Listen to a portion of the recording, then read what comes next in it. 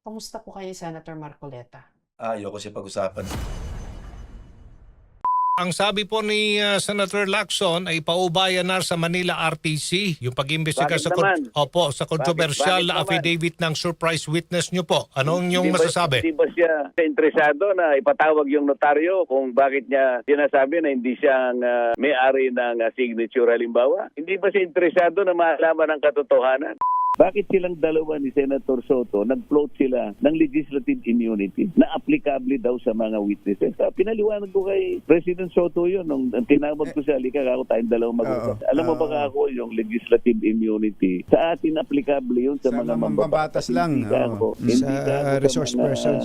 Sa mga resource persons o mga witnesses. O mali ka na naman doon, sabi ko. Kaya ko lang hindi ka ako binigyan ng pansin doon. Sinabi niya yan, mali ka na naman doon. Hindi, nung kami lang dalawa. Sabi ng isang senador, kung mapapatunayang nating peke ang notaryo, mawawalan ito ng bisa at bababa ang kredibilidad ng testigo. Sinabi ng isang senador. Senador na abogado. Sige po. Oo. Baka siyang bumaba ang kalidad. Ang sinasabi ko, sumumpa yung witness. So anuman yung pagkukulang, halimbawa, kunwari lang, granting na talagang hindi yung pumirma, sumumpa nga siya. Humarap siya sa komite. Pagkatapos, binasa niya yung kanyang sworn statement.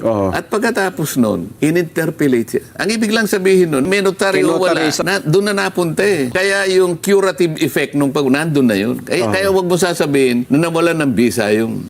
Mr. Chair, does the chairman has the prerogative or the right to make judgment? No, that's my perspective. That's my personal opinion outside of the hearing or outside of this hall. So don't question my opinion. You are the Let's chairman not of this here. committee. Anyway, let's proceed with the... You are not interested in the prejudicial question that I am going to raise. Go ahead. Kaya nga sinasabi ko sa inyo eh, we are investigating. Away kagad tayo rito. Mr. Chair, we are still in the Hearing is suspended. investigating.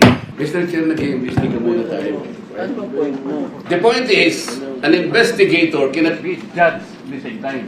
Ayoko siya pag-usapan.